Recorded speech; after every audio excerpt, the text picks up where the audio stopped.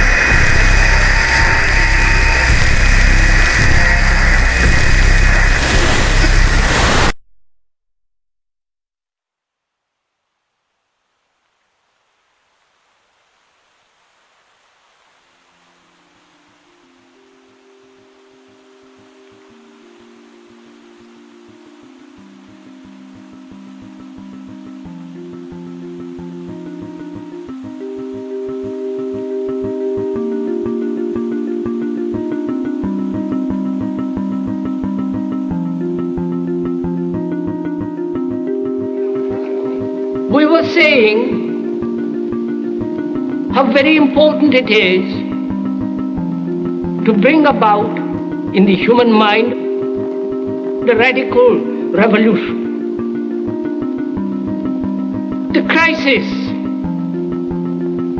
is a crisis in consciousness,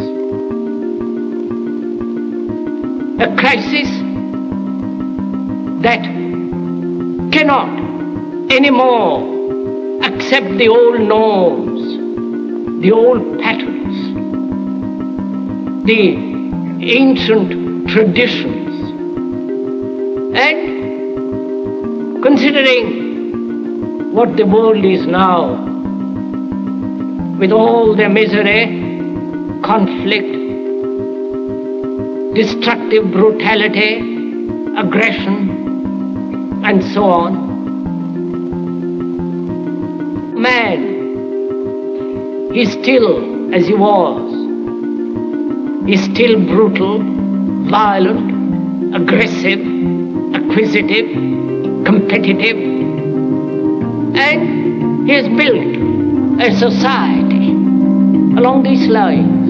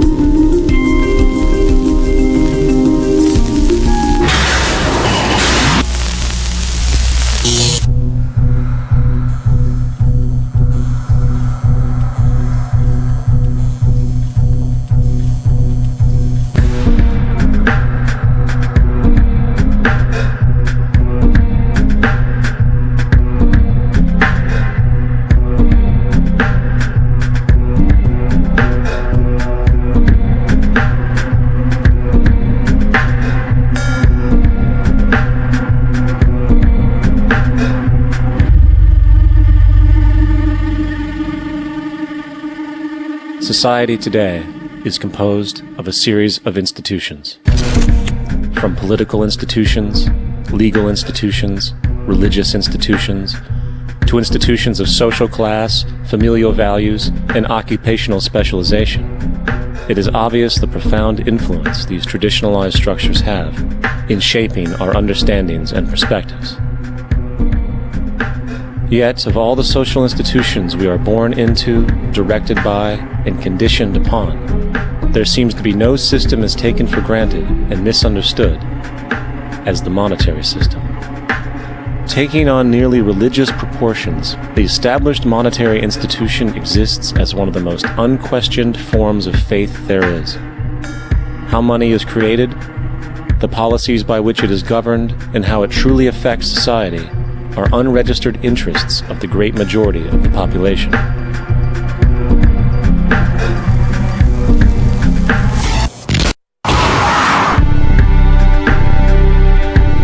In a world where 1% of the population owns 40% of the planet's wealth, in a world where 34,000 children die every single day from poverty and preventable diseases, and where 50% of the world's population lives on less than $2 a day, one thing is clear: something is very wrong.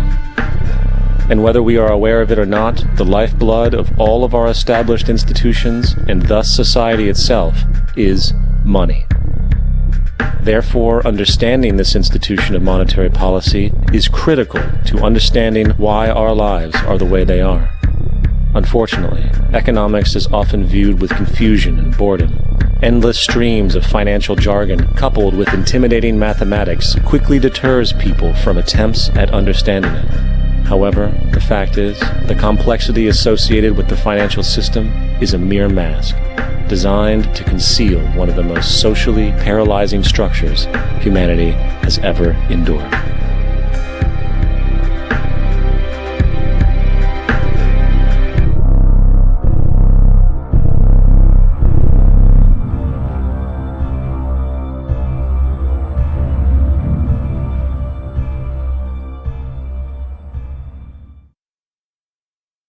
A number of years ago, the Central Bank of the United States, the Federal Reserve, produced a document entitled Modern Money Mechanics. This publication detailed the institutionalized practice of money creation as utilized by the Federal Reserve and the web of global commercial banks it supports. On the opening page, the document states its objective. The purpose of this booklet is to describe the basic process of money creation in a fractional reserve banking system. It then proceeds to describe this fractional reserve process through various banking terminology, a translation of which goes something like this.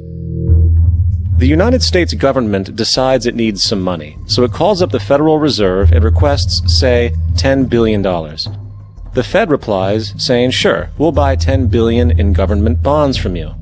So the government takes some pieces of paper, paints some official-looking designs on them, and calls them treasury bonds. Then it puts a value on these bonds to the sum of $10 billion and sends them over to the Fed. In turn, the people at the Fed draw up a bunch of impressive pieces of paper themselves, only this time calling them Federal Reserve notes, also designating a value of $10 billion to the set. The Fed then takes these notes and trades them for the bonds. Once this exchange is complete, the government then takes the $10 billion in Federal Reserve notes and deposits it into a bank account.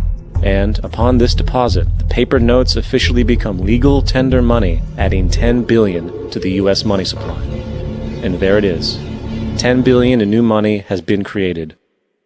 Of course, this example is a generalization, for, in reality, this transaction would occur electronically, with no paper used at all. In fact, only 3% of the U.S. money supply exists in physical currency. The other 97% essentially exists in computers alone. Now, government bonds are, by design, instruments of debt. And when the Fed purchases these bonds, with money it essentially created out of thin air, the government is actually promising to pay back that money to the Fed. In other words, the money was created out of debt. This mind-numbing paradox of how money or value can be created out of debt or a liability will become more clear as we further this exercise. So, the exchange has been made and now $10 billion sits in a commercial bank account. Here's where it gets really interesting. For as based on the fractional reserve practice, that $10 billion deposit instantly becomes part of the bank's reserves, just as all deposits do.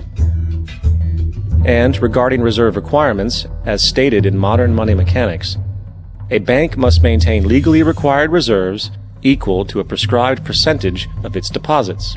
It then quantifies this by stating, under current regulations, the reserve requirement against most transaction accounts is 10%. This means that with a $10 billion deposit, 10%, or $1 billion, is held as the required reserve, while the other $9 billion is considered an excessive reserve and can be used as the basis for new loans. Now, it is logical to assume that this $9 billion is literally coming out of the existing $10 billion deposit. However, this is actually not the case. What really happens is that the $9 billion is simply created out of thin air on top of the existing $10 billion deposit. This is how the money supply is expanded. As stated in modern money mechanics, of course they, the banks, do not really pay out loans from the money they receive as deposits. If they did this, no additional money would be created. What they do when they make loans is to accept promissory notes, loan contracts, in exchange for credits, money, to the borrower's transaction accounts. In other words, the $9 billion can be created out of nothing simply because there is a demand for such a loan and that there is a $10 billion deposit to satisfy the reserve requirements. Now, let's assume that somebody walks into this bank and borrows the newly available $9 billion. They will then most likely take that money and deposit it into their own bank account. The process then repeats, for that deposit becomes part of the bank's reserves. 10% is isolated, and in turn 90% of the $9 billion, or $8.1 billion, is now available as newly created money for more loans. And of course, that 8.1 can be loaned out and redeposited, creating an additional 7.2 billion, to 6.5 billion, to 5.9 billion, etc. This deposit money creation loan cycle can technically go on to infinity. The average mathematical result is that about $90 billion can be created on top of the original $10 billion. In other words, for every deposit that ever occurs in the banking system, about 9 times that amount can be created out of thin air. Money jitters? Ask the obliging Bank of America for a jar of soothing instant money, M-O-N-E-Y, in the form of a convenient personal loan. So, now that we understand how money is created by this fractional reserve banking system, a logical yet elusive question might come to mind. What is actually giving this newly created money value? The answer? The money that already exists. The new money essentially steals value from the existing money supply. For the total pool of money is being increased irrespective to demand for goods and services. And as supply and demand finds equilibrium, prices rise, diminishing the purchasing power of each individual dollar. This is generally referred to as inflation, and inflation is essentially a hidden tax on the public. What is the advice that you generally get? And that is inflate the currency. They don't say debase the currency. They don't say devalue the currency. They don't say cheat the people who are saved. They say lower the interest rates. The real deception is when we distort the value of money. When we create money out of thin air, we have no savings, and yet there's so-called capital. So my question boils down to this. How in the world can we expect to solve the problems of inflation? That is, the increase in the supply of money with more inflation. Of course, it can't. The fractional reserve system of monetary expansion is inherently inflationary. For the act of expanding the money supply without there being a proportional expansion of goods and services in the economy will always debase a currency. In fact, a quick glance at the historical values of the US dollar versus the money supply reflects this point definitively, for the inverse relationship is obvious. $1 in 1913 required $21.60 in 2007 to match value. That is a 96% devaluation since the Federal Reserve came into existence. Now, if this reality of inherent and perpetual inflation seems absurd and economically self-defeating, hold that thought, for absurdity is an understatement in regard to how our financial system really operates.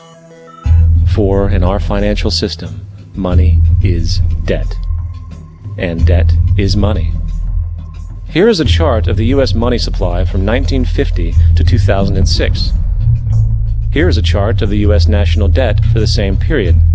How interesting it is that the trends are virtually the same. For the more money there is, the more debt there is. The more debt there is, the more money there is.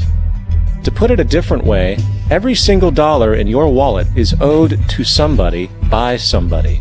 For remember, The only way the money can come into existence is from loans. Therefore, if everyone in the country were able to pay off all debts, including the government, there would not be $1 in circulation.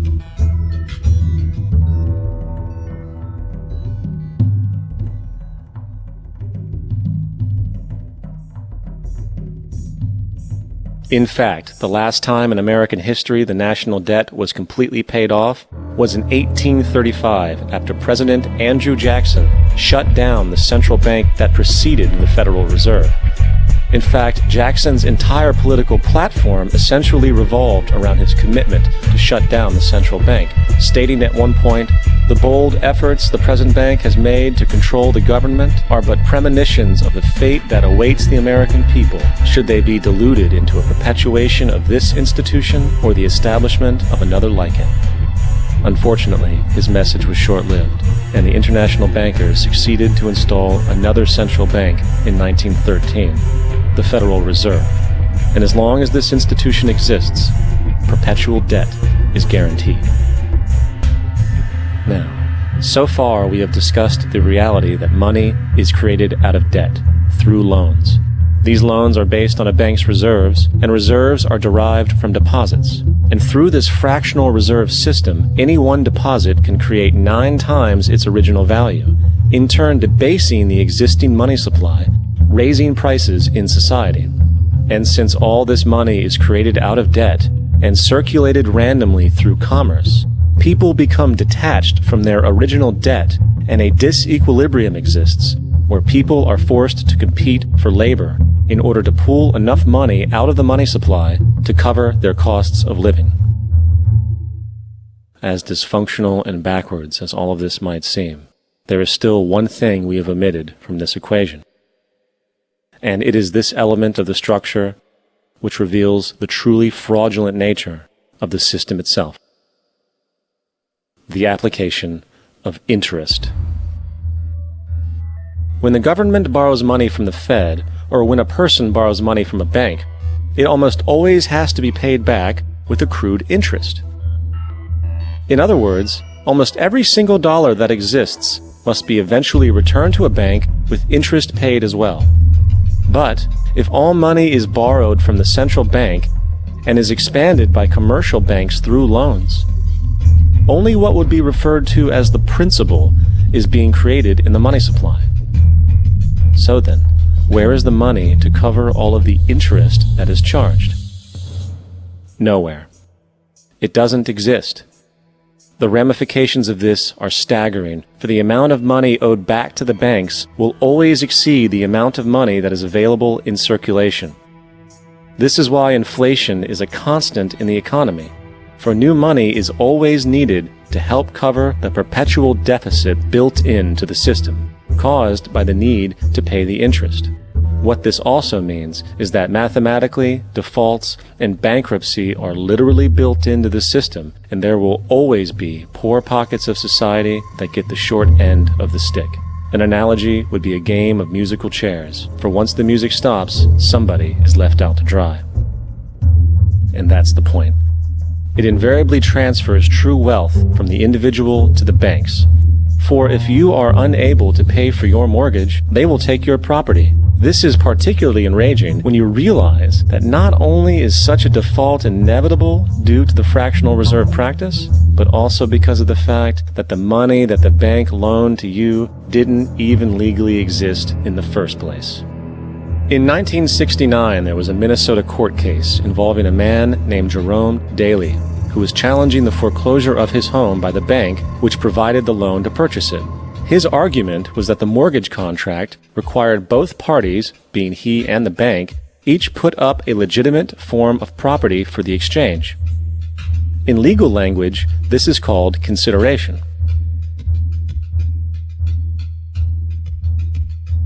Mr. Daley explained that the money was, in fact, not the property of the bank, for it was created out of nothing as soon as the loan agreement was signed. Remember what modern money mechanics stated about loans? What they do when they make loans is to accept promissory notes in exchange for credits. Reserves are unchanged by the loan transactions, but deposit credits constitute new additions to the total deposits of the banking system. In other words, the money doesn't come out of their existing assets. The bank is simply inventing it, putting up nothing of its own except for a theoretical liability on paper. As the court case progressed, the bank's president, Mr. Morgan, took the stand, and in the judge's personal memorandum, he recalled that the plaintiff, bank's president, admitted that, in combination with the Federal Reserve Bank, did create the money and credit upon its books by bookkeeping entry. The money and credit first came into existence when they created it. Mr. Morgan admitted that no United States law or statute existed which gave him the right to do this. A lawful consideration must exist and be tendered to support the note. The jury found that there was no lawful consideration, and I agree. He also poetically added, only God can create something of value out of nothing. And upon this revelation, the court rejected the bank's claim for foreclosure, and Daley kept his home. The implications of this court decision are immense. For every time you borrow money from a bank, whether it is a mortgage loan or a credit card charge, the money given to you is not only counterfeit, it is an illegitimate form of consideration, and hence voids the contract to repay, for the bank never had the money as property to begin with. Unfortunately, such legal realizations are suppressed and ignored, and the game of perpetual wealth transfer and perpetual debt continues. And this brings us to the ultimate question: why? During the American Civil War, President Lincoln bypassed the high-interest loans offered by the European banks and decided to do what the Founding Fathers advocated, which was to create an independent and inherently debt-free currency. It was called the greenback. Shortly after this measure was taken, an internal document circulated between private British and American banking interests stated, "Slavery is but the owning of labor and carries with it the care of laborers, while the European plan is that capital shall control labor by controlling wages. This can be done by controlling the money. It will not do to allow the greenback, as we cannot control that." The fractional reserve policy perpetrated by the Federal Reserve, which has spread in practice to the great majority of banks in the world, is, in fact, a system of modern slavery. Think about it. Money is created out of debt. And what do people do when they are in debt? They submit to employment to pay it off. But if money can only be created out of loans, how can society ever be debt-free? It can't. And that's the point. And it is the fear of losing assets coupled with the struggle to keep up with the perpetual debt and inflation inherent in the system, compounded by the inescapable scarcity within the money supply itself, created by the interest that can never be repaid, that keeps the wage slave in line, running on the hamster wheel with millions of others, in effect powering an empire that truly benefits only the elite at the top of the pyramid. For, at the end of the day, who are you really working for? The banks. Money is created in a bank and invariably ends up in a bank. They are the true masters, along with the corporations and governments they support. Physical slavery requires people to be housed and fed. Economic slavery requires people to feed and house themselves. It is one of the most ingenious scams for social manipulation ever created, and at its core, it is an invisible war against the population. Debt is the weapon used to conquer and enslave societies, and interest is its prime ammunition. And as the majority walks around oblivious to this reality, the banks, in collusion with governments and corporations, continue to perfect and expand their tactics of economic warfare, spawning new bases, such as the World Bank and International Monetary Fund, while also inventing a new type of soldier, the birth of the economic hitman.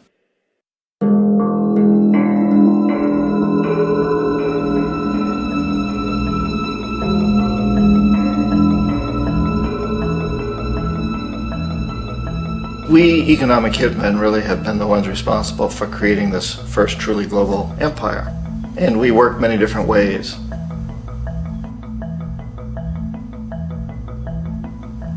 But perhaps the most common is that we will identify a country that has resources our corporations covet, like oil, and then arrange a huge loan to that country from the World Bank or one of its sister organizations. But the money never actually goes to the country. Instead, it goes to our big corporations to build infrastructure projects in that country, power plants, industrial parks, ports, things that benefit a few rich people in that country, in addition to our corporations, but really don't help the majority of the people at all. However, those people, the whole country is left holding a huge debt. It's such a big debt they can't repay it, and that's part of the plan, that they can't repay it. And so at some point, we economic hitmen go back to them and say, listen, you owe us a lot of money, can't pay your debt, so sell your oil real cheap to our oil companies. Allow us to build a military base in your country, or send troops in support of ours to someplace in the world like Iraq, or vote with us on the next UN vote.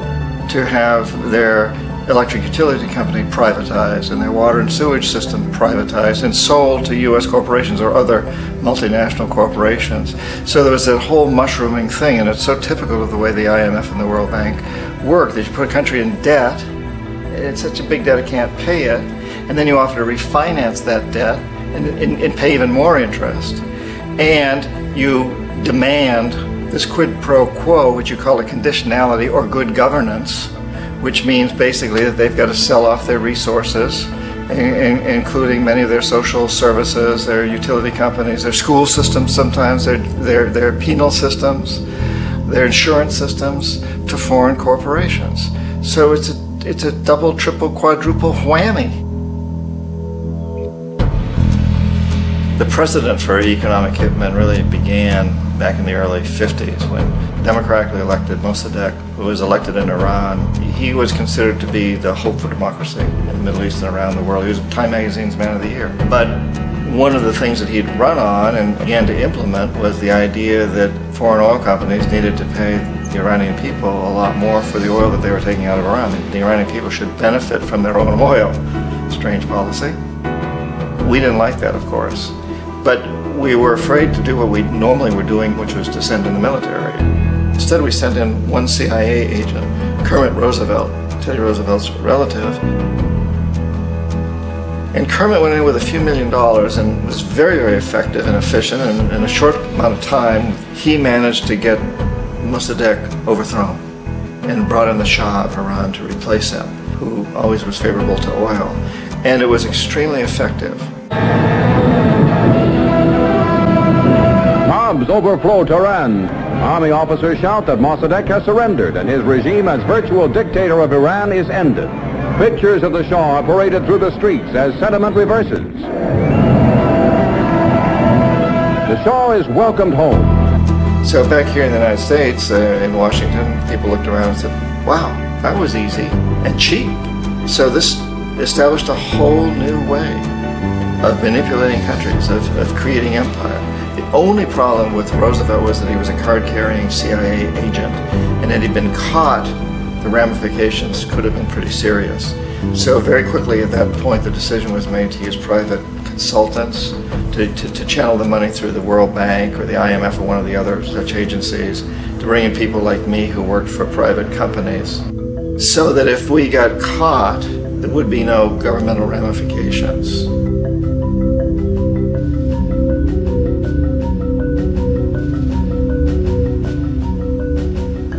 When Arbenz became president of Guatemala, the country was very much under the thumbs of United Fruit Company, the big international corporations. And Arbenz ran on this ticket that says, you know, we want to get the land back to the people. And once he took power, he was implementing policies that would do exactly that, give land rights back to the people. United Fruit didn't like that very much. And so they hired a public relations firm, launched a huge campaign in the United States to convince the United States people, the citizens of the United States, and the press of the United States, and the Congress of the United States, that Arbenz was a Soviet puppet, and that if we allowed him to stay in power, the Soviets would have a foothold in this hemisphere. And that at that point in time was a huge fear on everybody's mind, the Red Terror, the Communist Terror. And so, to make a long story short, out of this public relations campaign came a commitment on the part of the CIA and the military to take this man out. And in fact, we did. We sent in planes, we sent in soldiers, we sent in jackals, we sent everything in to take him out, and did take him out. And as soon as he was removed from office, the new guy that took over after him basically reinstated everything to the big international corporations, including United Fruit.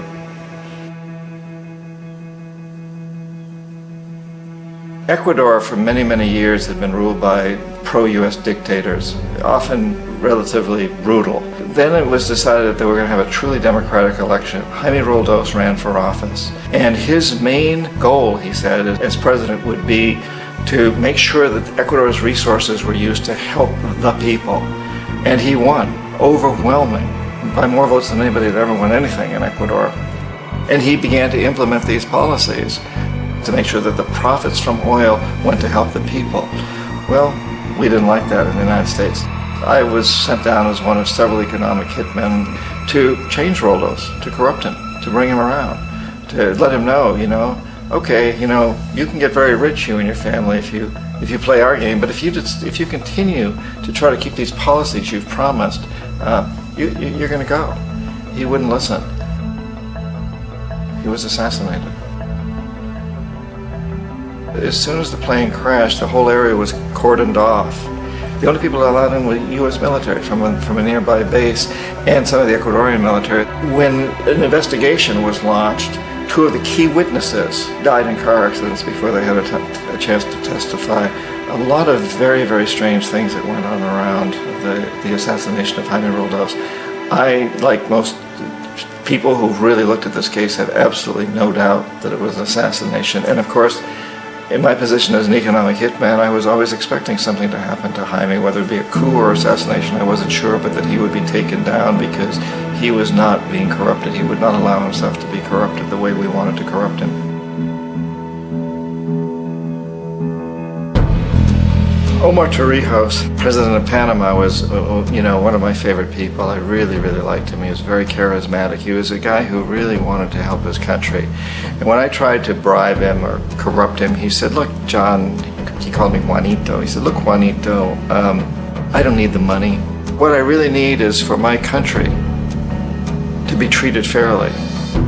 I need for the United States to repay the debts that you owe my people for all the destruction you've done here.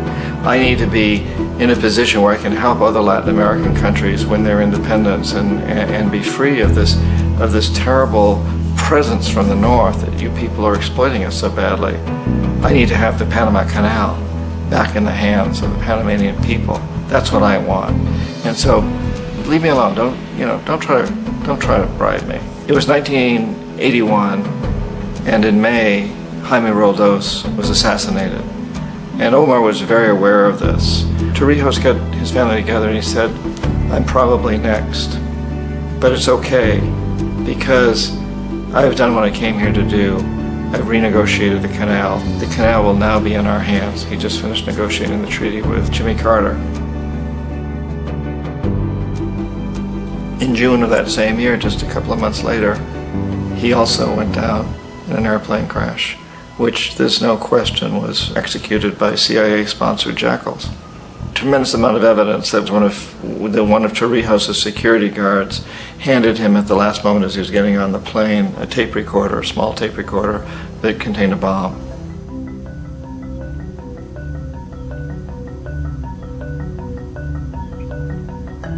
It is interesting to me how this system has continued pretty much the same way for years and years and years, except the economic hitmen have got better and better and better. Then we come up with, very recently, what happened in Venezuela. In 1998, Hugo Chavez gets elected president, following a long line of presidents who had been very corrupt and basically destroyed the economy of the country. And Chavez was elected amidst all that. Chavez stood up to the United States, and he's done it primarily demanding that Venezuelan oil be used to help the Venezuelan people.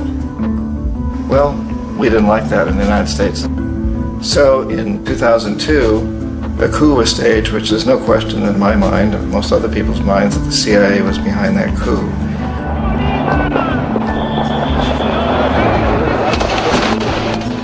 way that coup was fomented was very reflective of what Kermit Roosevelt had done in Iran, of paying people to go out into the streets, to riot, to protest, to say this Chavez is very unpopular. You know, if you can get a few thousand people to do that, television can make it look like it's the whole country, and things start to mushroom. Except in the case of Chavez, he was smart enough, and the people were so strongly behind him that they overcame it, which was a phenomenal moment in the history of Latin America.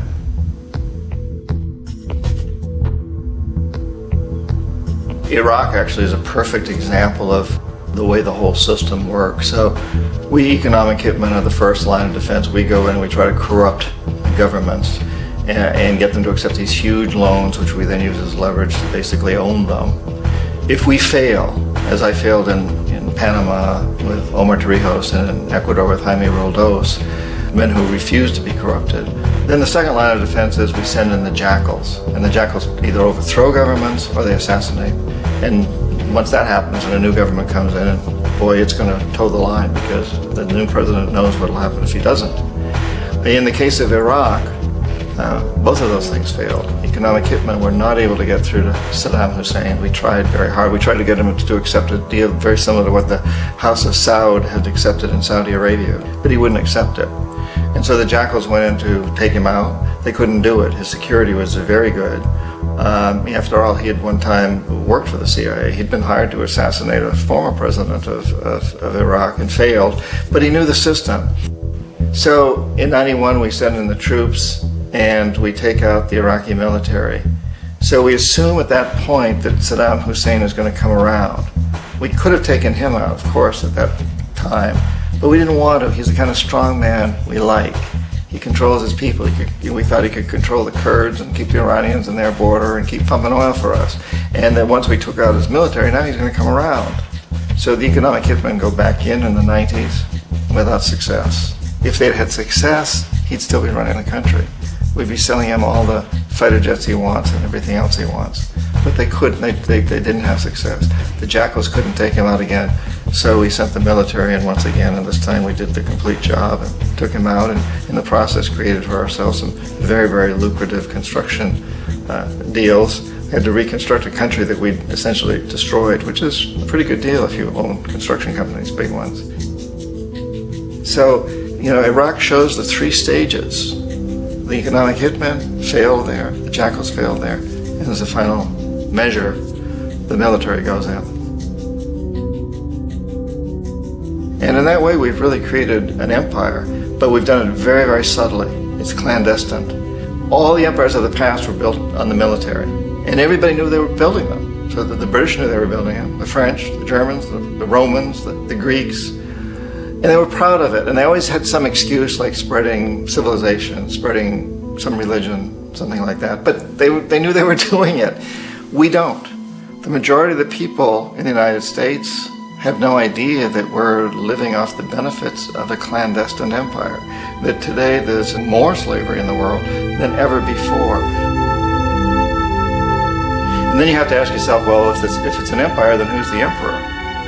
Obviously, our presidents of the United States are not emperors. An emperor is someone who's not elected, doesn't serve a limited term, and doesn't report to anyone, essentially.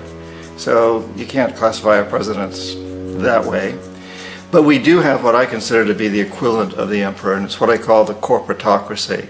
The corporatocracy is this group of individuals who run our biggest corporations, and they really act as the emperor of this empire. They control our media, either through direct ownership or advertising. They control most of our politicians because they finance their campaigns, either through their corporations or through personal contributions that come out of the corporations. They're not elected, they don't serve a limited term, they don't report to anybody. And at the very top of the corporatocracy, you really can't tell whether a person's working for a private corporation or the government because they're always moving back and forth. So, you know, you've got a guy who one moment is the president of a big construction company like Halliburton, and the next moment he's vice president of the United States, or the president who is in the oil business. And this is true whether you've got Democrats or Republicans in the office. You have them moving back and forth through the revolving door. And in a way, our government is invisible a lot of the time, and its policies are carried out by our corporations on one level or another. And then again, the policies of the government are basically forged by the corporatocracy and then presented to the government. They become government policy. So it's an incredibly cozy relationship. This isn't a conspiracy theory type of thing. These people don't have to get together and plot to do things. They all basically work under one primary assumption, and that is that they must maximize profits regardless of the social and environmental costs.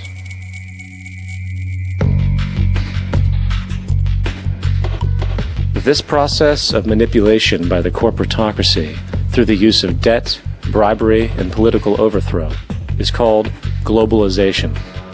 Just as the Federal Reserve keeps the American public in a position of indentured servitude through perpetual debt, inflation, and interest, the World Bank and IMF serve this role on a global scale.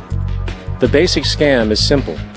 Put a country in debt either by its own indiscretion or through corrupting the leader of that country, then impose conditionalities or structural adjustment policies, often consisting of the following.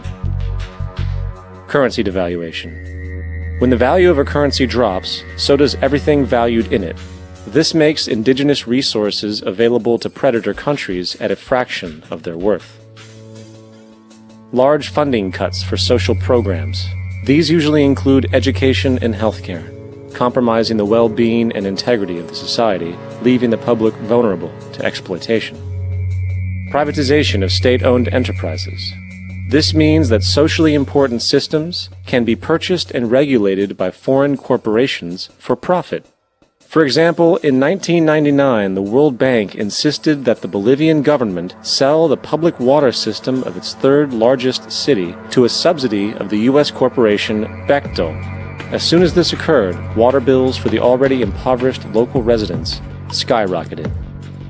It wasn't until after a full-blown revolt by the people that the Bechtel contract was nullified. Then there is trade liberalization, or the opening up of the economy through removing any restrictions on foreign trade. This allows for a number of abusive economic manifestations, such as transnational corporations bringing in their own mass-produced products, undercutting the indigenous production and ruining local economies. An example is Jamaica, which, after accepting loans and conditionalities from the World Bank, lost its largest cash crop markets due to competition with Western imports. Today, countless farmers are out of work, for they are unable to compete with the large corporations. Another variation is the creation of numerous, seemingly unnoticed, unregulated, inhumane sweatshop factories, which take advantage of the imposed economic hardship. Additionally, due to production deregulation, environmental destruction is perpetual, as a country's resources are often exploited by the indifferent corporations while outputting large amounts of deliberate pollution. The largest environmental lawsuit in the history of the world today is being brought on behalf of 30,000 Ecuadorian Amazonian people against Texaco, which is now owned by Chevron. So today it's against Chevron, but for activities conducted by Texaco. Estimated to be more than 18 times what the Exxon Valdez dumped into the coast of Alaska. In the case of Ecuador, it wasn't an accident. The oil companies did it intentionally. They knew they were doing it to save money out there rather than arranging for proper disposal. Furthermore, a cursory glance at the performance record of the World Bank reveals that the institution, which publicly claims to help poor countries develop and alleviate poverty, has done nothing but increase poverty and the wealth gap, while corporate profits soar. In 1960, the income gap between the fifth of the world's people in the richest countries versus the fifth in the poorest countries was 30 to 1. By 1998, it was 74 to 1. While global GNP rose 40% between 1970 and 1985, those in poverty actually increased by 17%. While from 1985 to 2000, those living on less than $1 a day increased by 18%. Even the Joint Economic Committee of the U.S. Congress admitted that there is a mere 40% success rate of all World Bank projects. In the late 1960s, the World Bank intervened in Ecuador with large loans. During the next 30 years, poverty grew from 50% to 70%. Under or unemployment grew from 15 to 70%. Public debt increased from 240 million to 16 billion, while the share of resources allocated to the poor went from 20% to 6%.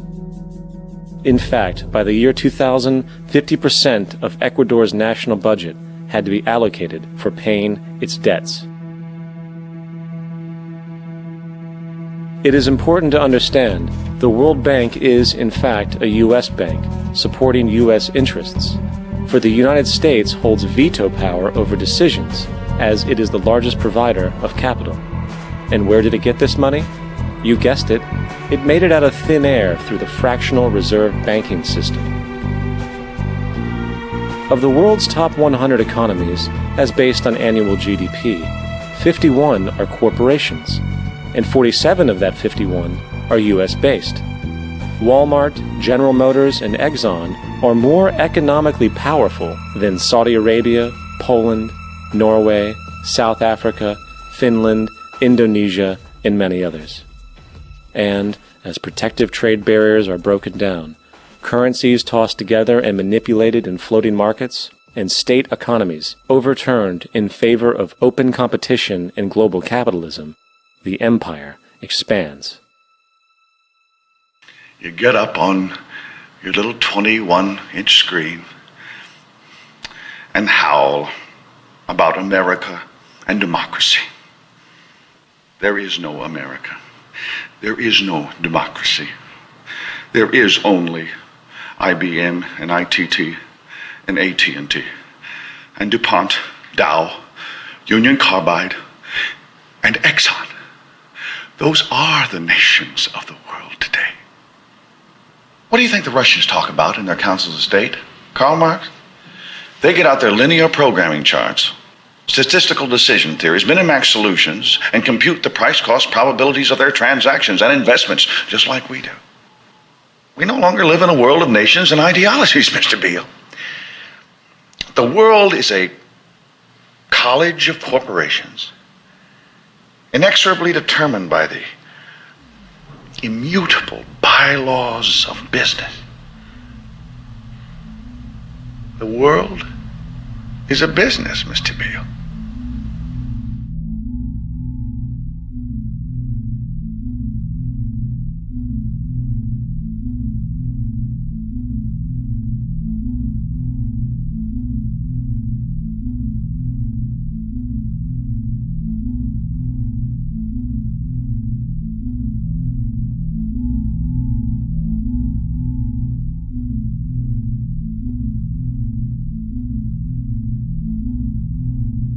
The world is being taken over by a handful of business powers who dominate the natural resources we need to live while controlling the money we need to obtain these resources.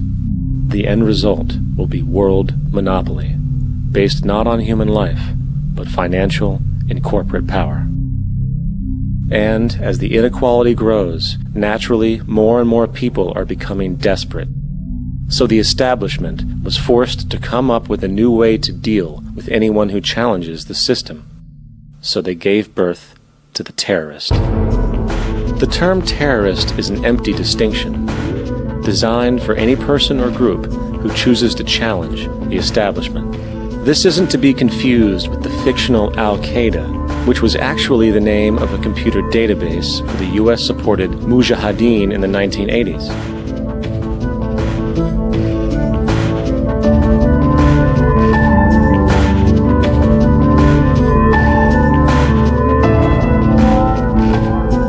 In 2007, the Department of Defense received $161.8 billion for the so-called global war on terrorism. According to the National Counterterrorism Center, in 2004, roughly 2,000 people were killed internationally due to supposed terrorist acts. Of that number, 70 were American. Using this number as a general average, which is extremely generous, it is interesting to note that twice as many people die from peanut allergies a year than from terrorist acts. Concurrently, the leading cause of death in America is coronary heart disease, killing roughly 450,000 each year. And in 2007, the government's allocation of funds for research on this issue was about $3 billion. This means that the U.S. government in 2007 spent 54 times the amount for preventing terrorism than it spent for preventing a disease which kills 6,600 times more people annually than terrorism does. Yet, as the name terrorism and Al-Qaeda are arbitrarily stamped on every news report relating to any action taken against U.S. interests, the myth grows wider.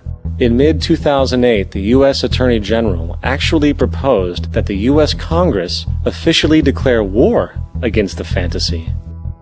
Not to mention, as of July 2008, there are now over 1 million people currently on the U.S. terrorist watch list. These so-called counterterrorism measures, of course, have nothing to do with social protection, and everything to do with preserving the establishment amongst the growing anti-American sentiment both domestically and internationally, which is legitimately founded on the greed-based corporate empire expansion that is exploiting the world. The true terrorists of our world do not meet at the docks at midnight or scream Allah Akbar before some violent action. The true terrorists of our world wear $5,000 suits and work in the highest positions of finance, government, and business. So, what do? How do we stop a system of greed and corruption that has so much power and momentum? How do we stop this aberrant group behavior which feels no compassion for, say, the millions slaughtered in Iraq and Afghanistan, so the corporatocracy can control energy resources and opium production for Wall Street profit?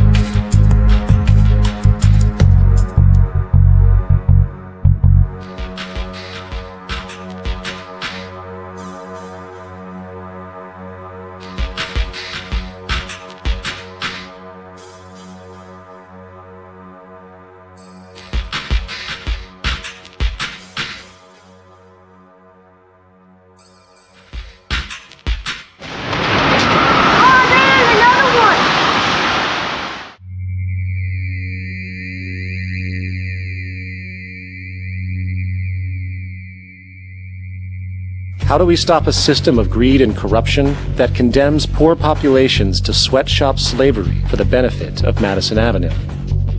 Or that engineers false flag terror attacks for the sake of manipulation? Or that generates built-in modes of social operation which are inherently exploitative? Or that systematically reduces civil liberties and violates human rights in order to protect itself from its own shortcomings? How do we deal with the numerous covert institutions, such as the Council on Foreign Relations, the Trilateral Commission, and the Bilderberg Group, and other undemocratically elected groups which, behind closed doors, collude to control the political, financial, social, and environmental elements of our lives? In order to find the answer, we must first find the true underlying cause. For the fact is, the selfish, corrupt, power, and profit-based groups are not the true source of the problem. They are symptoms.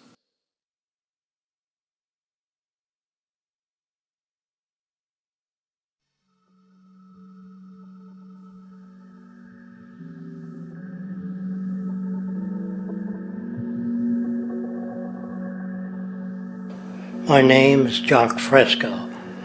I'm an industrial designer and a social engineer. I'm very much interested in society and developing a system that might be sustainable for all people.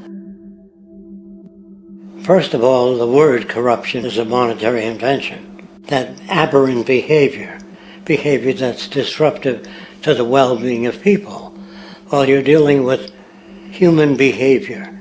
And human behavior appears to be environmentally determined, meaning if you were raised by the Seminole Indians as a baby, never saw anything else, you'd hold that value system. And this goes for nations, it goes for individuals, for families.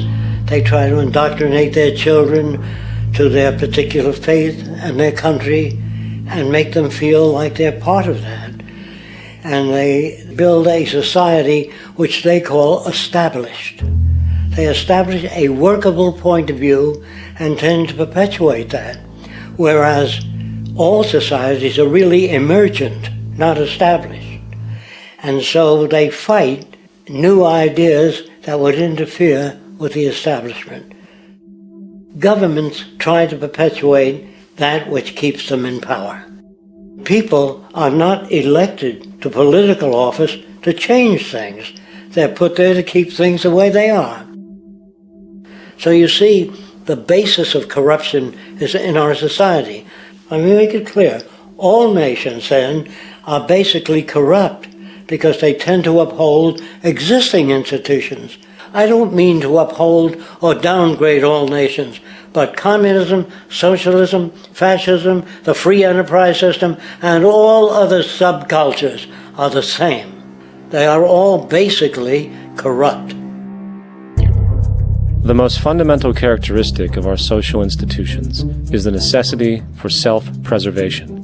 Whether dealing with a corporation, a religion, or a government, the foremost interest is to preserve the institution itself. For instance, the last thing an oil company would ever want is the utilization of energy that was outside of its control, for it makes that company less relevant to society. Likewise, the Cold War and the collapse of the Soviet Union was, in reality, a way to preserve and perpetuate the established economic and global hegemony of the United States.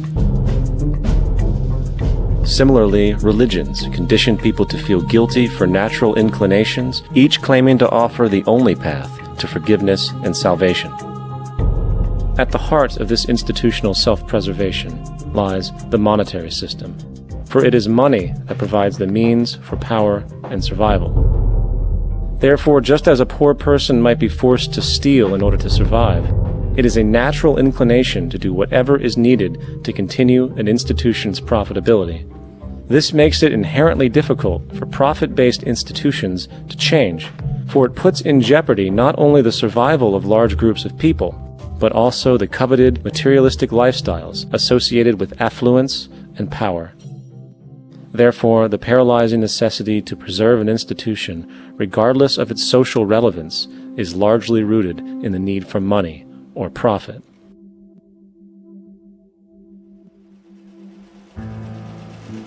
What's in it for me is the way people think. And so if a man makes money selling a certain product, naturally he's going to fight the existence of another product that may threaten his institution. Therefore, people cannot be fair, and people do not trust each other.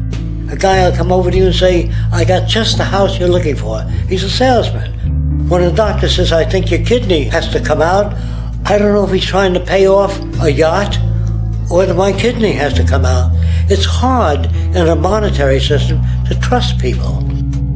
If you came into my store and I said, this lamp that I've got is pretty good, but the lamp next door is much better, I wouldn't be in business very long. It wouldn't work. If I were ethical, it wouldn't work. So when you say industry cares for people, that's not true. They can't afford to be ethical. So your system is not designed to serve the well-being of people. If you still don't understand that, there would be no outsourcing of jobs if they cared about people. Industry does not care. They only hire people because it hasn't been automated yet. So don't talk about decency and ethics. We cannot afford it and remain in business. It is important to point out that regardless of the social system, whether fascist, socialist, capitalist, or communist, the underlying mechanism is still money, labor, and competition.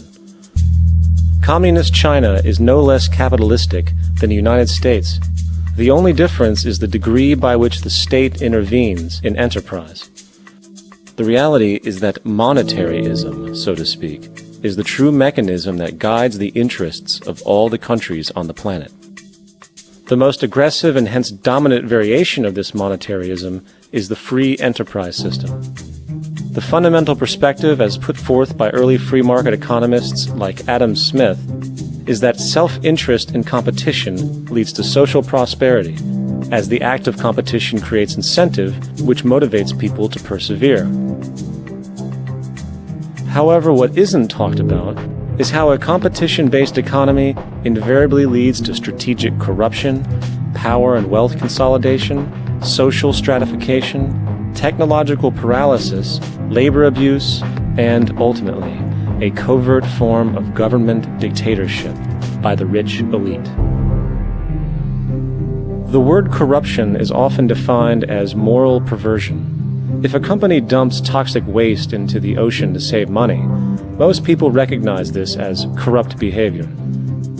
On a more subtle level, when Walmart moves into a small town and forces small businesses to shut down for they are unable to compete, a gray area emerges.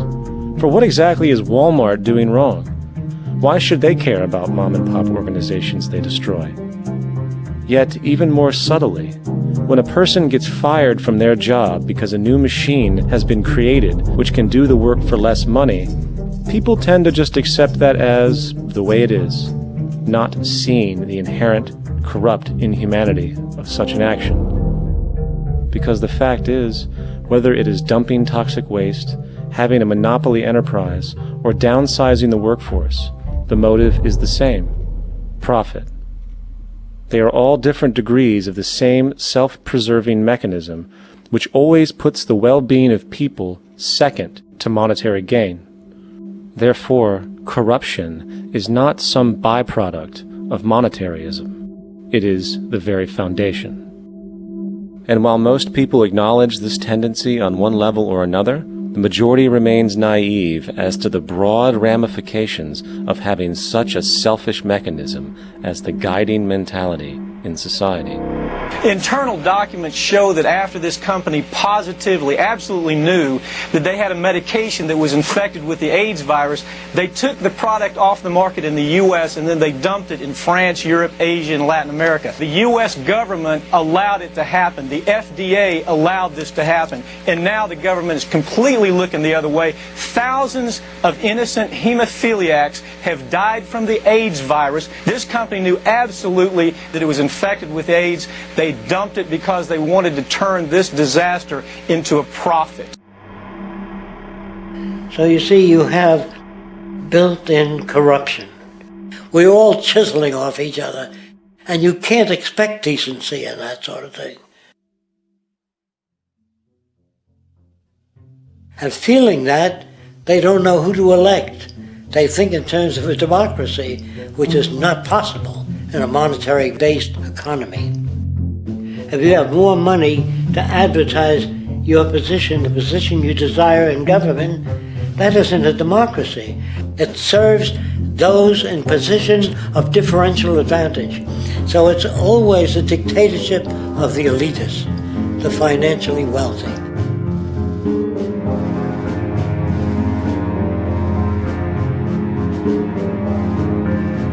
It is an interesting observation to note how seemingly unknown personalities magically appear on the scene as presidential candidates. Then, before you know it, somehow you are left to choose from a small group of extremely wealthy people who suspiciously have the same broad social view.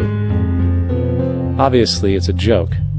The people placed on the ballot are done so because they have been pre-decided to be acceptable by the established financial powers who actually run the show. Yet, many who understand this illusion of democracy often think, if only we could just get our honest, ethical politicians in power, then we would be okay. Well, while this idea, of course, seems reasonable in our established-oriented worldview, it is, unfortunately, another fallacy.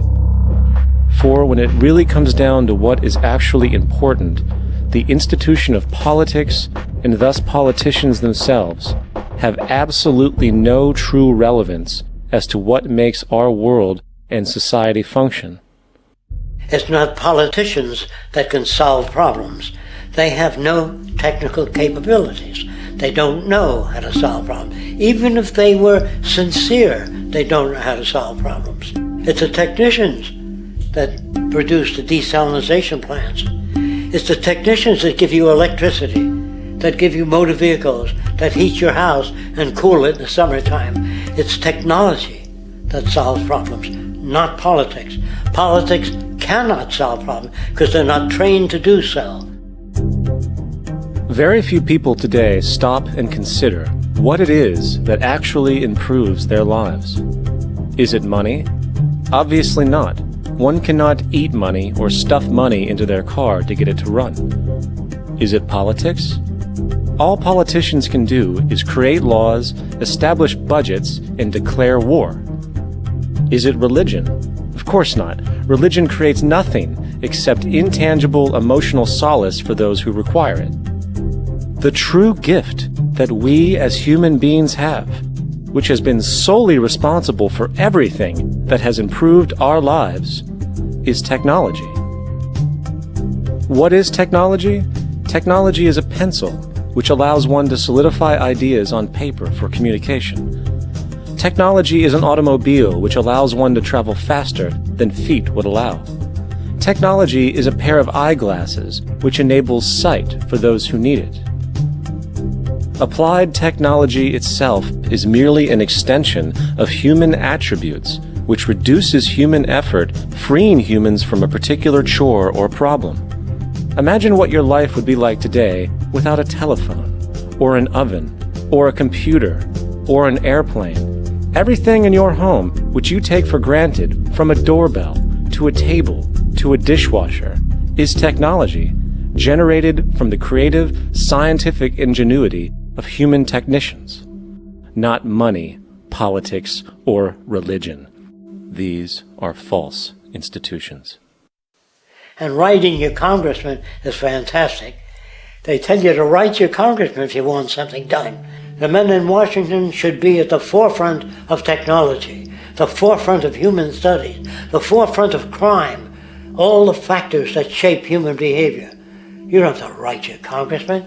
What kind of people are they that are appointed to do that job? The future will have great difficulty.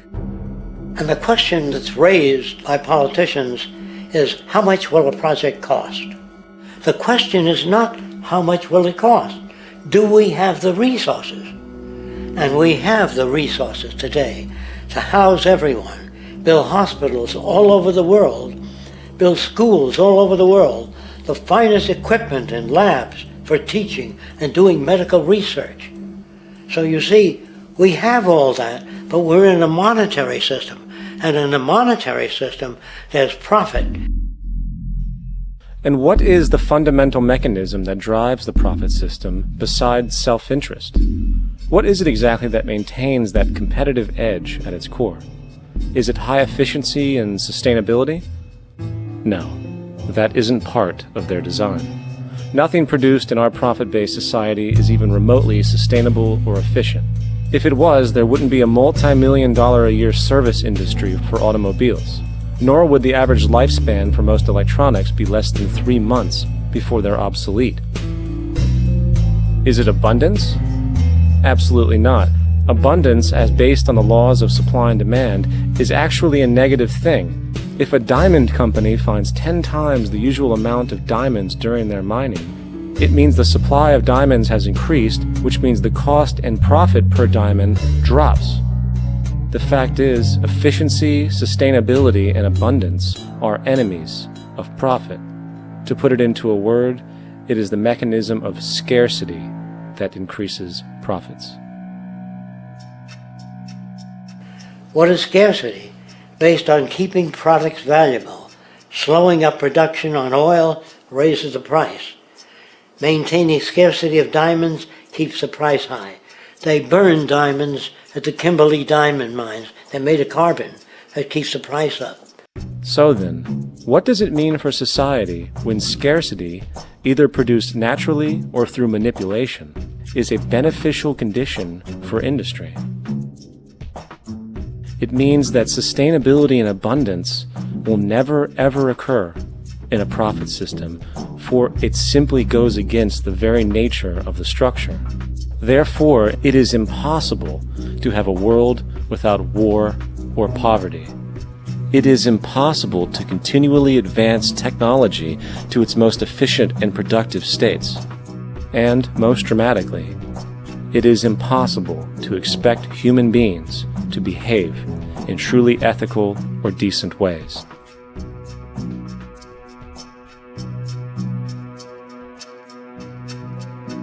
People use the word instinct because they can't account for the behavior.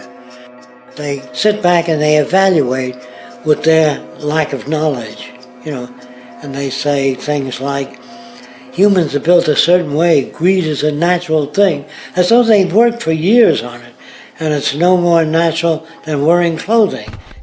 What we want to do is to eliminate the causes of the problems, eliminate the processes that produce greed and bigotry and prejudice and people taking advantage of one another and elitism, eliminating the need for prisons and welfare. We have always had these problems because we have always lived within scarcity and barter and monetary systems that produce scarcity. If you eradicate the conditions that generate what you call socially offensive behavior, it does not exist. The guy said, well, isn't that inborn?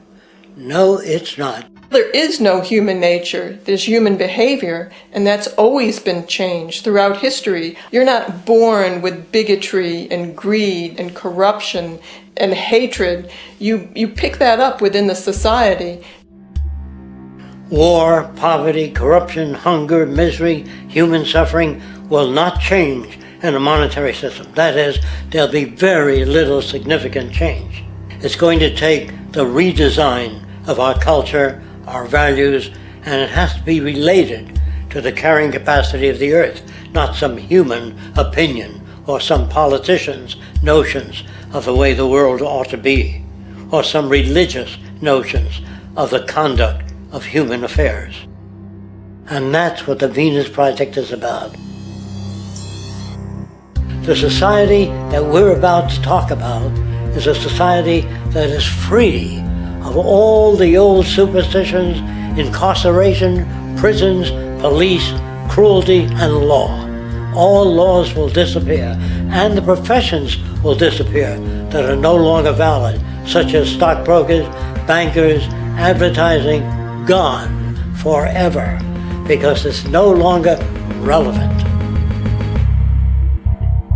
When we understand that it is technology devised by human ingenuity which frees humanity and increases our quality of life, we then realize that the most important focus we can have is on the intelligent management of the Earth's resources. For it is from these natural resources we gain the materials to continue our path of prosperity. Understanding this, we then see that money fundamentally exists as a barrier to these resources, for virtually everything has a financial cost. And why do we need money to obtain these resources? Because of real or assumed scarcity. We don't usually pay for air and tap water because it is in such high abundance, selling it would be pointless.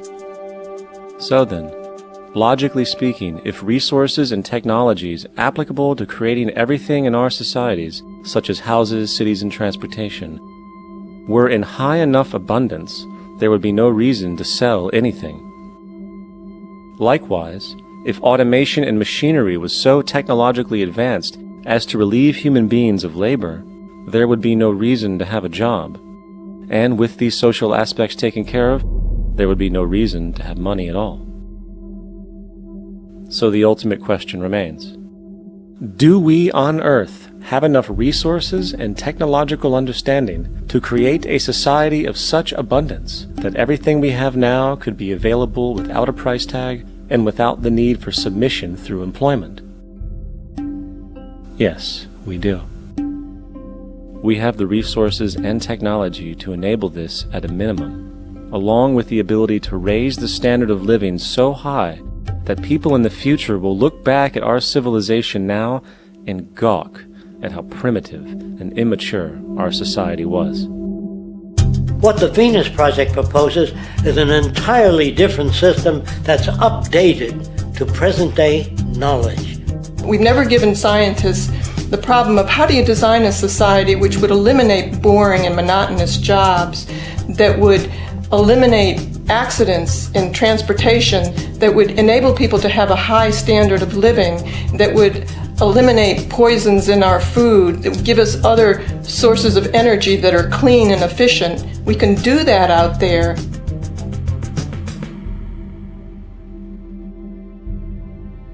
The major difference between a resource-based economy and a monetary system is that a resource-based economy is really concerned with people and their well-being, where a monetary system has become so distorted that the concerns of the people are really secondary, if they're there at all. The products that are turned out are for how much money you can get. If there is a problem in society and you can't earn money from solving that problem, then it won't be done. The resource-based economy is really not close to anything that's been tried. And with all our technology today, we can create abundance. It could be used to improve everyone's lifestyle. Abundance all over the world if we use our technology wisely and maintain the environment. It's a very different system, and it's very hard to talk about because the public is not that well enough informed as to the state of technology.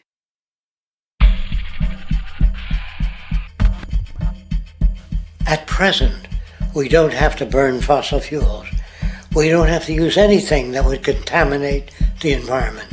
There are many sources of energy available. Alternative energy solutions pushed by the establishment, such as hydrogen, biomass, and even nuclear, are highly insufficient, dangerous, and exist only to perpetuate the profit structure that industry has created. When we look beyond the propaganda and self-serving solutions put forth by the energy companies, we find a seemingly endless stream of clean, abundant, and renewable energy for generating power. Solar and wind energy are well known to the public, but the true potential of these mediums remains unexpressed. Solar energy, derived from the sun, has such abundance that 1 hour of light at high noon contains more energy than what the entire world consumes in a year. If we could capture 1/100% of this energy, the world would never have to use oil, gas, or anything else. The question then is not availability, but the technology to harness it. And there are many advanced mediums today which could accomplish just that, if they were not hindered by the need to compete for market share with the established energy power structures. Then there's wind energy. Wind energy has long been denounced as weak, and due to being location-driven, impractical. This is simply not true. The U.S. Department of Energy admitted in 2007 that if wind was fully harvested in just 3 of America's 50 states, it could power the entire nation. And then there are the rather unknown mediums of tidal and wave power. Tidal power is derived from tidal shifts in the ocean. Installing turbines which capture this movement generates energy. In the United Kingdom, 42 sites are currently noted as available, forecasting that 34% of all the UK's energy could come from tidal power alone. Wave power, which extracts energy from the surface motions of the ocean, is estimated to have a global potential of up to 80,000 terawatt-hours a year. This means 50% of the entire planet's energy usage could be produced from this medium alone. Now, it is important to point out that tidal, wave, solar, and wind power requires virtually no preliminary energy to harness, unlike coal, oil, gas, biomass, hydrogen, and all the others. In combination, these 4 mediums alone, if efficiently harnessed through technology, could power the world forever. That being said, there happens to be another form of clean, renewable energy which trumps them all: geothermal power. Geothermal energy utilizes what is called heat mining, which, through a simple process using water, is able to generate massive amounts of clean energy. In 2006, an MIT report on geothermal energy found that 13,000 zettajoules of power are currently available in the Earth, with the possibility of 2,000 zettajoules being easily tappable with improved technology. The total energy consumption of all the countries on the planet is about half of a zettajoule a year. This means about 4,000 years of planetary power could be harnessed in this medium alone.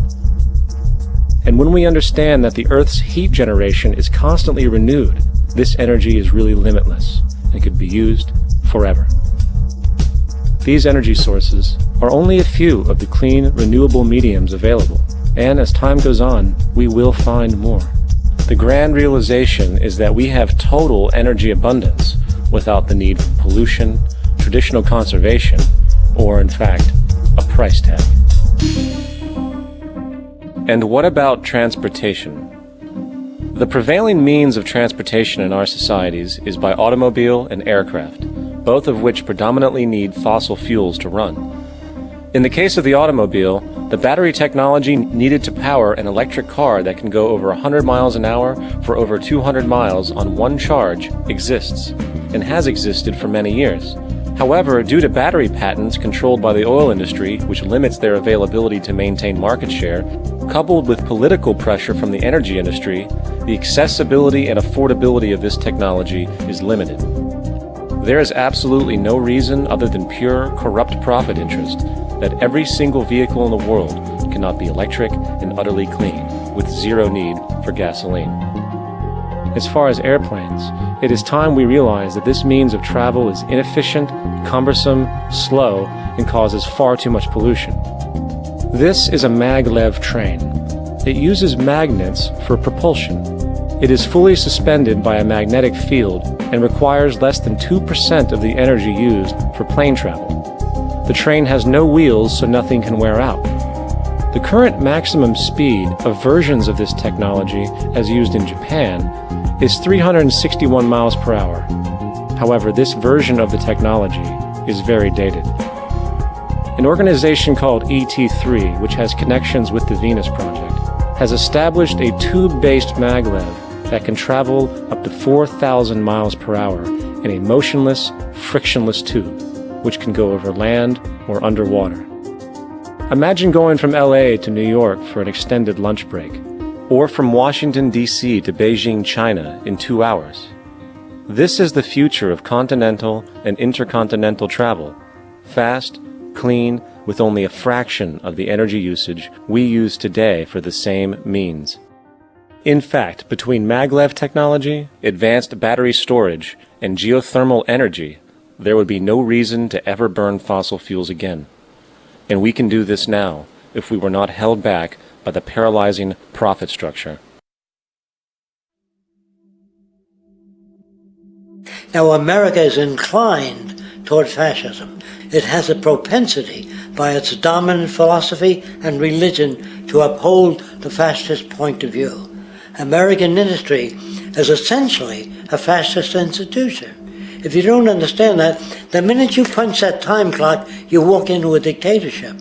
We're given notions about the respectability of work, and I really look at it as being paid slavery. They're brought up to believe that you shall earn your living by the sweat of your brow. That holds people back, freeing people from drudgery, repetitive jobs which make them ignorant. You rob them. In our society, that is a resource-based economy, machines free people. You see, we can't imagine that because we've never known that kind of world. If we look back at history, we see a very clear pattern of machine automation slowly replacing human labor. From the disappearance of the elevator man to the near full automation of an automobile production plant, the fact is, as technology grows, the need for humans in the workforce will continually be diminished. This creates a serious clash, which proves the falseness of the monetary-based labor system. For human employment is in direct competition with technological development. Therefore, given the fundamental priority of profit by industry, people through time will be continually laid off and replaced by machine. When industry takes on a machine, instead of shortening the workday, they downsize. You lose your job. So you have a right to fear machines. In a high-technology, resource-based economy, it is conservative to say that about 90% of all current occupations could be phased out by machines, freeing humans to live their life without servitude, for this is the point of technology itself. And through time, with nanotechnology and other highly advanced forms of science, it is not far-fetched to see how even complex medical procedures could be performed by machines as well, and based on the pattern, with much higher success rates than humans get today. The path is clear, but our monetary-based structure, which requires labor for income, blocks this progress, for humans need jobs in order to survive. The bottom line is that this system must go, or we will never be free, and technology will be constantly paralyzed. We have machines that clean out sewers. It frees a human being from doing that. So look at machines as extensions of human performance.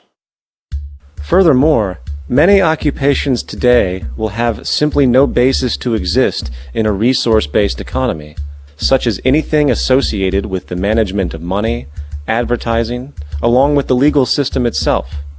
For without money, a great majority of the crimes that are committed today would never occur. Virtually all forms of crime are a consequence of the monetary system, either directly or by neuroses inflicted through financial deprivation. Therefore, laws themselves could eventually become extinct. Instead of putting up a sign, drive carefully, slippery when wet, put abrasive in the highway so it's not slippery when wet. And if a person gets in a car that's drunk and the car oscillates a great deal, there's a little pendulum that swings up and back, and that'll pull the car over to the side. Not a law solution. Put sonar and radar in automobiles so they can't hit one another. Man-made laws are attempts to deal with occurring problems, and not knowing how to solve them, they make a law.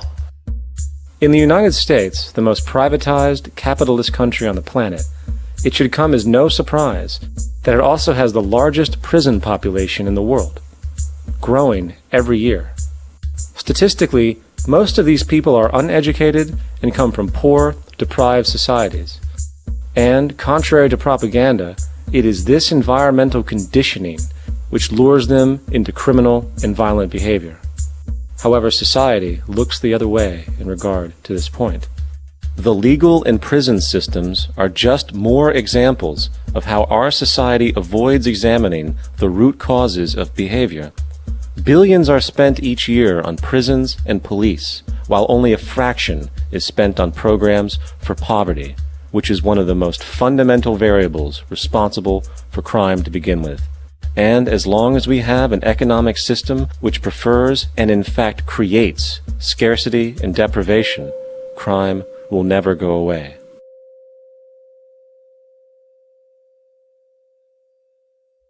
If people have access to the necessities of life without servitude, debt, barter, trade, they behave very differently. You want all these things available without a price tag.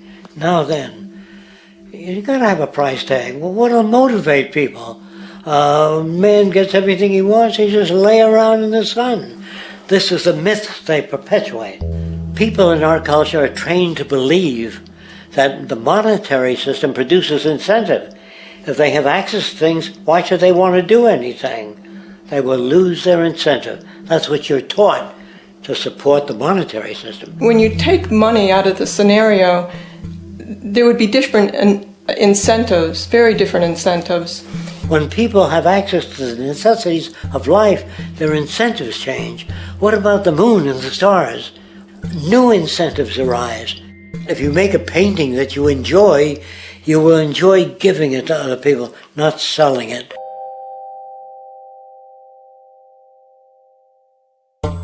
I think most of the education that I've seen today is essentially producing a person for a job. It's very specialized. They're not generalists. People don't know a lot about a lot of different subjects. I don't think you could get people to go to war if they knew a lot about a lot of things. I think education is mostly rote, and they're not taught how to solve problems. They're not given the tools emotionally or within their own field of how to do critical thinking. A resource-based economy, the education would be very different. Our society's major concern is mental development and to motivate each person to their highest potential. Because our philosophy is the smarter people are, the richer the world, because everybody becomes a contributor. The smarter your kids are, the better my life will be, because they'll be contributing more constructively to the environment and to my life, because everything that we devise within a resource-based economy would be applied to society. There would be nothing to hold it back.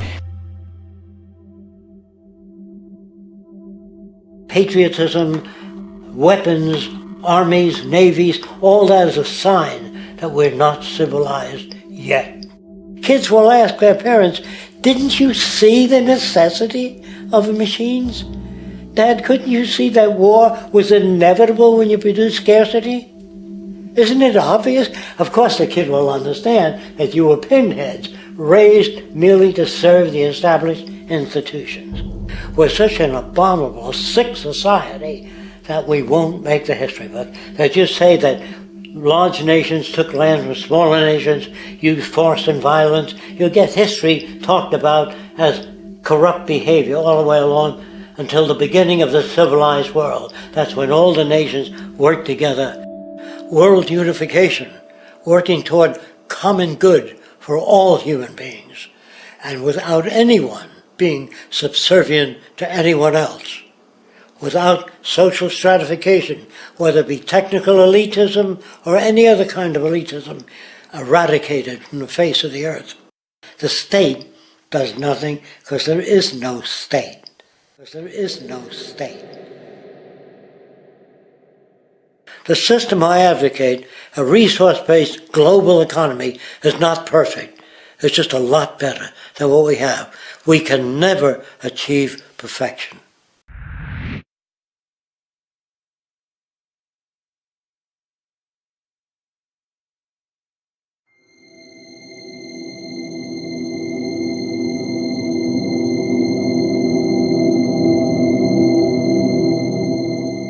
The social values of our society, which has manifested in perpetual warfare, corruption, oppressive laws, social stratification, irrelevant superstitions, environmental destruction, and a despotic, socially indifferent, profit-oriented ruling class, is fundamentally the result of a collective ignorance of two of the most basic insights humans can have about reality: the emergent and symbiotic aspects of natural law. The emergent nature of reality is that all systems, whether it is knowledge, society, technology, philosophy, or any other creation, will, when uninhibited, undergo fluid, perpetual change. What we consider commonplace today, such as modern communication and transportation, would have been unimaginable in ancient times. Likewise, the future will contain technologies, realizations, and social structures that we cannot even fathom in the present. We have gone from alchemy to chemistry, from a geocentric universe to a heliocentric, from believing that demons were the cause of illness to modern medicine. This development shows no sign of ending, and it is this awareness that aligns us and leads us on a continuous path to growth and progress. Static, empirical knowledge does not exist. Rather, it is the insight of the emergence of all systems we must recognize. This means we must be open to new information at all times, even if it threatens our current belief system and hence identities. Sadly, society today has failed to recognize this, and the established institutions continue to paralyze growth by preserving outdated social structures. Simultaneously, the population suffers from a fear of change, for their conditioning assumes a static identity and challenging one's belief system usually results in insult and apprehension, for being wrong is erroneously associated with failure, when, in fact, to be proven wrong should be celebrated, for it is elevating someone to a new level of understanding, furthering awareness. The fact is, there is no such thing as a smart human being, for it is merely a matter of time before their ideas are updated, changed, or eradicated. And this tendency to blindly hold on to a belief system, sheltering it from new, possibly transforming information, is nothing less than a form of intellectual materialism. The monetary system perpetuates this materialism not only by its self-preserving structures, but also through the countless number of people who have been conditioned into blindly and thoughtlessly upholding these structures, therefore becoming self-appointed guardians of the status quo. Sheep, which no longer need a sheepdog to control them, for they control each other by ostracizing those who step out of the norm. This tendency to resist change and uphold existing institutions for the sake of identity, comfort, power, and profit is completely unsustainable and will only produce further imbalance, fragmentation, distortion, and invariably, destruction. It's time to change. From hunters and gatherers to the agricultural revolution to the industrial revolution, the pattern is clear. It is time for a new social system which reflects the understandings we have today. The monetary system is a product of a period of time where scarcity was a reality. Now, with the age of technology, it is no longer relevant to society. Gone with the aberrant behavior it manifests. Likewise, dominant worldviews, such as theistic religion, operate with the same social irrelevancy. Islam, Christianity, Judaism, Hinduism, and all of the others exist as barriers to personal and social growth, for each group perpetuates a closed worldview, and this finite understanding that they acknowledge is simply not possible in an emergent universe. Yet, religion has succeeded in shutting down the awareness of this emergence by instilling the psychological distortion of faith upon its followers, where logic and new information is rejected in favor of traditionalized, outdated beliefs. The concept of God is really a method of accounting for the nature of things. In the early days, people didn't know enough about how things formed, how nature worked, so they invented their own little stories. And they made God in their own image. A guy that gets angry when people don't behave right. He creates floods and earthquakes. They say it's an act of God. A cursory glance at the suppressed history of religion reveals that even the foundational myths themselves are emergent culminations, developed through influence over time.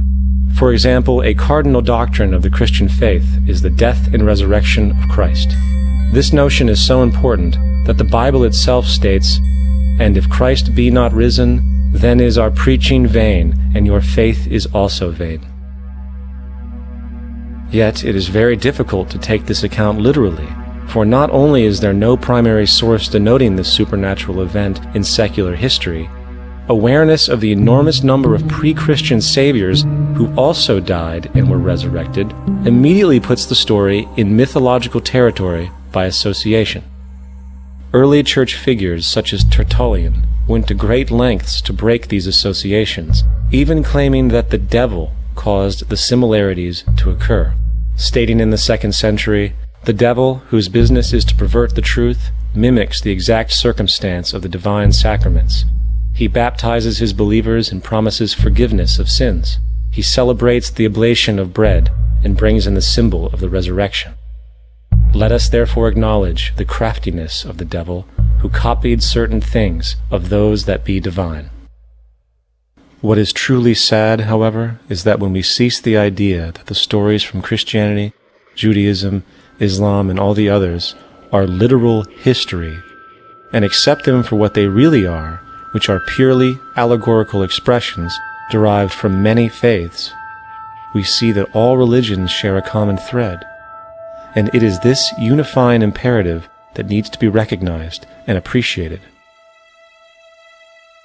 Religious belief has caused more fragmentation and conflict than any other ideology.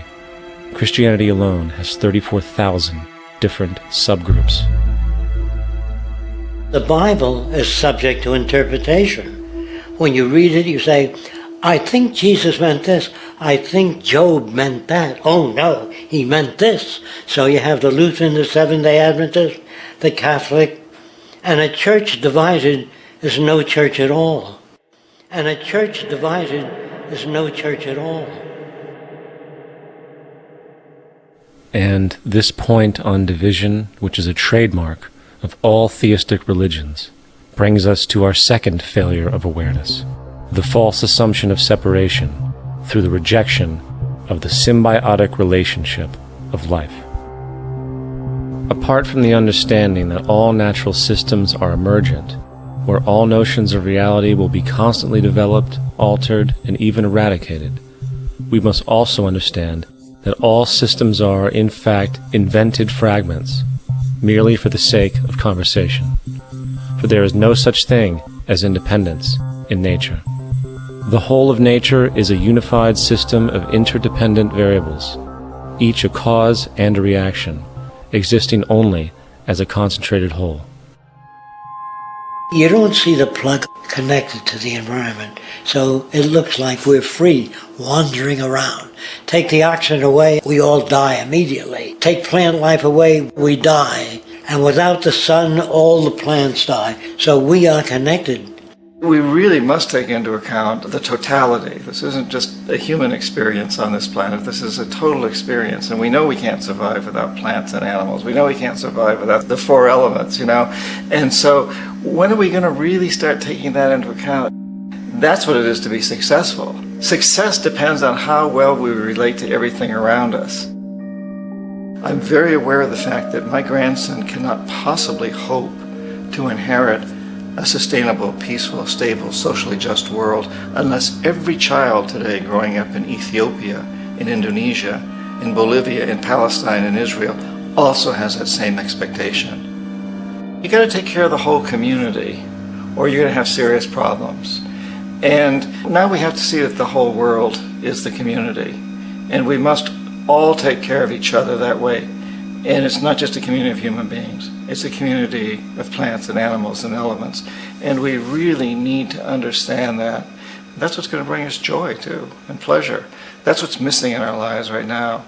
We can call it spirituality, but the fact of the matter is, joy comes from that bliss of connectedness. That's our God spirit. That's that side of ourselves that really feels it. And you can feel it deep inside you. It's this amazing, wonderful feeling. And you know it when you get it. You don't get it from money. You get it from connection. Now, if that isn't a hazard to this country, how are we going to keep building nuclear weapons? You know what I mean? What's going to happen to the arms industry when we realize we're all one? It's going to fuck up the economy. The economy that's fake anyway. The economy that's fake anyway. The economy that's fake anyway. The economy that's fake anyway. The economy that's fake anyway. Which would be a real bummer. You can see why the government's cracking down on the idea of experiencing unconditional love.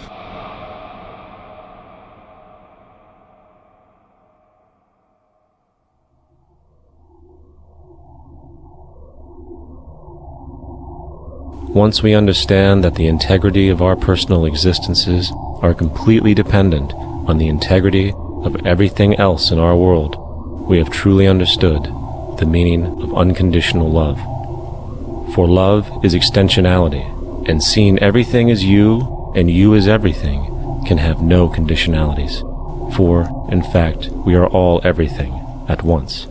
If it's true that we're all from the center of a star, every atom in each of us from the center of a star, then we're all the same thing. Even a Coke machine or a cigarette butt in the street in Buffalo is made out of atoms that came from a star. They've all been recycled thousands of times, as have you and I.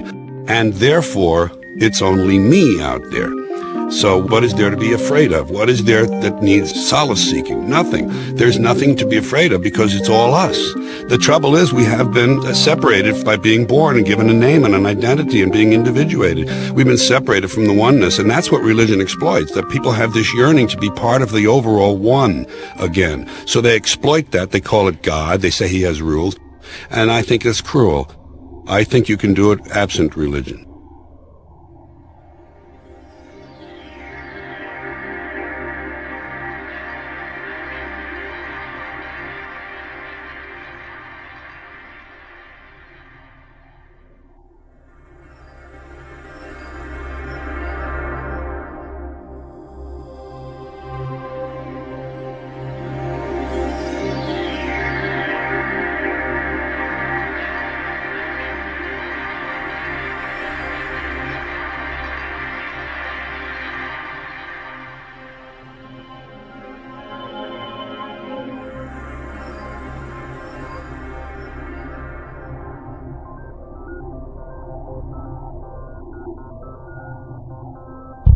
It's time to claim the unity our outmoded social systems have broken apart, and work together to create a sustainable global society where everyone is taken care of and everyone is truly free.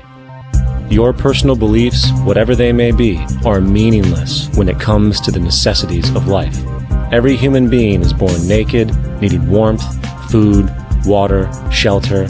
Everything else is auxiliary. Therefore, the most important issue at hand is the intelligent management of the Earth's resources. This can never be accomplished in a monetary system, for the pursuit of profit is the pursuit of self-interest, and therefore imbalance is inherent. Simultaneously, politicians are useless, for our true problems in life are technical, not political. Furthermore, ideologies that separate humanity, such as religion, need strong reflection in the community in regard to its value, purpose, and social relevancy. Hopefully, through time, religion will lose its materialism and basis in superstition and move into the useful field of philosophy. The fact is, society today is backwards, with politicians constantly talking about protection and security rather than creation, unity, and progress. The U.S. alone now spends about $500 billion annually on defense. That is enough to send every high school senior in America to a four-year college.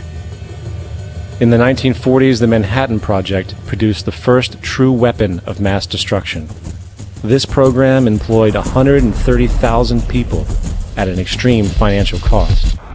Imagine what our life would be like today if that group of scientists, instead of working on a way of killing people, worked on a way to create a self-sustaining, abundant world. Life today would be very, very different if that was their goal. Instead of weapons of mass destruction, it is time to unleash something much more powerful. Weapons of mass creation. Our true divinity is in our ability to create, and armed with the understanding of the symbiotic connections of life, while being guided by the emergent nature of reality, there is nothing we cannot do or accomplish.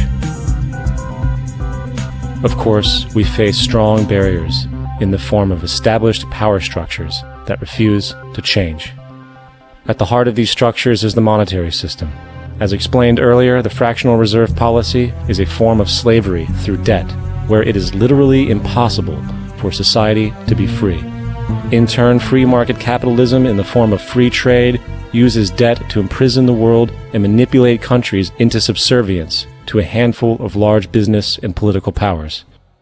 Apart from these obvious amoralities, the system itself is based on competition, which immediately destroys the possibility of large-scale collaborations for the common good, hence paralyzing any attempt at true global sustainability. These financial and corporate structures are now obsolete, and they must be outgrown. Of course, we cannot be naive enough to think that the business and financial elite are going to subscribe to this idea, for they will lose power and control. Therefore, peaceful yet highly strategic action must be taken. The most powerful course of action is simple: We have to alter our behavior to force the power structure to the will of the people. We must stop supporting the system. The only way the establishment will change is by our refusal to participate, while continuously acknowledging its endless flaws and corruptions. They're not going to give up the monetary system because of our designs of what we recommend. The system has to fail, and people have to lose confidence in their elected leaders. That will be a major turning point if the Venus Project is offered as a possible alternative. If not, I fear the consequences. The trends now indicate that our country is going bankrupt. The probability is our country will move toward a military dictatorship to prevent riots and complete social breakdown. Once the U.S. breaks down, all the other cultures will undergo similar things. As of now, the world financial system is on the brink of collapse due to its own shortcomings. The Comptroller of Currency stated in 2003 that the interest on the U.S. national debt will not be affordable in less than 10 years. This theoretically means total bankruptcy for the U.S. economy, and its implications for the world are immense. In turn, the fractional reserve-based monetary system is reaching its theoretical limits of expansion, and the banking failures you are seeing are just the beginning. This is why inflation is skyrocketing, all debt is at record levels, and the government and Fed are hemorrhaging new money to bail out the corrupt system. For the only way to keep the banks going is by making more money. The only way to make more money is to create more debt and inflation. It is simply a matter of time before the tables turn, and there is no one willing to take new loans, while defaults grow, as people are unable to afford their current loans. Then the expansion of money will stop, and contraction will begin on a scale never before seen, ending a century-long pyramid scheme. This has already begun. Therefore, we need to expose this financial failure for what it is, using this weakness to our advantage. Here are some suggestions. Expose the banking fraud. Citibank, JP Morgan Chase, and Bank of America are the most powerful controllers within the corrupt Federal Reserve System. It's time to boycott these institutions. If you have a bank account or a credit card with any of them, move your money to another bank. If you have a mortgage, refinance with another bank. If you own their stock, sell it. If you work for them, quit. This gesture will express contempt for the true powers behind the private banking cartel known as the Federal Reserve, and create awareness about the fraud of the banking system itself. 2. Turn off the TV news. Visit the emerging independent news agencies on the internet for your information. CNN, NBC, ABC, Fox, and all the others present all news pre-filtered to maintain the status quo. With 4 corporations owning all major media outlets, objective information is impossible. This is the true beauty of the internet, and the establishment has been losing control because of this free flow of information. We must protect the internet at all times, as it is truly our savior right now. 3. Don't ever allow yourself, your family, or anyone you know to ever join the military. This is an obsolete institution now used exclusively for maintaining an establishment that is no longer relevant. U.S. soldiers in Iraq work for U.S. corporations, not the people. Propaganda forces us to believe that war is natural and the military is an honorable institution. Well, if war is natural, why are there 18 suicides every single day by American veterans who have post-traumatic stress disorder? If our military men and women are so honored, why is it that 25% of the American homeless population are veterans? 4. Stop supporting the energy companies. If you live in a detached house, get off the grid. Investigate every means of making your home self-sustainable with clean energy. Solar, wind, and other renewable energies are now affordable consumer realities, and considering the never-ending rising cost of traditional energies, it will likely be a cheaper investment over time. If you drive, get the smallest car you can. and consider using one of the many conversion technologies that can enable your car to be a hybrid, electric, or run on anything other than establishment fuels. 5. Reject the political system. The illusion of democracy is an insult to our intelligence. In a monetary system, there is no such thing as a true democracy, and there never was. We have two political parties owned by the same set of corporate lobbyists. They are placed in their positions by the corporations, with popularity artificially projected by their media. In a system of inherent corruption, the change of personnel every couple of years has very little relevance. Instead of pretending that the political game has any true meaning, focus your energy on how to transcend this failed system. And 6. Join the movement. Go to thezeitgeistmovement.com and help us create the largest mass movement for social change the world has ever seen.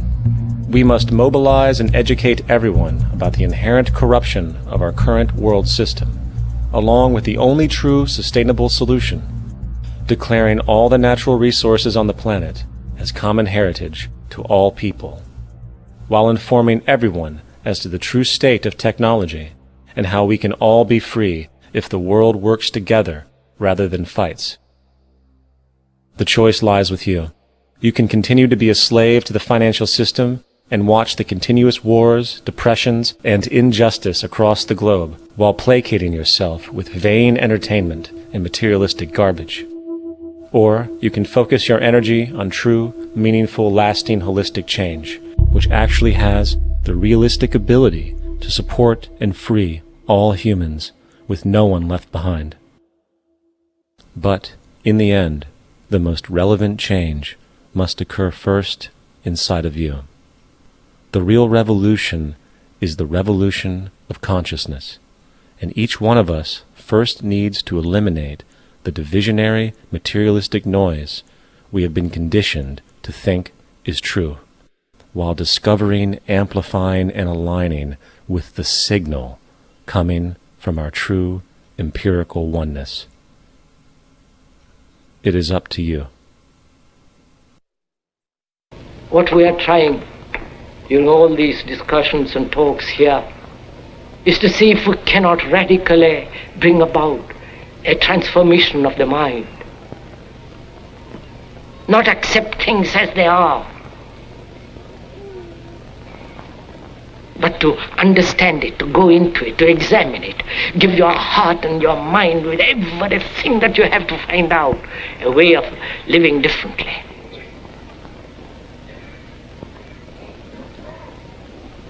But that depends on you and not somebody else. Because in this there is no teacher, no pupil, there is no leader, there is no guru, there is no master, no savior. You yourself are the teacher and the pupil, you are the master, you are the guru, you are the leader. You are everything. And to understand is to transform what is.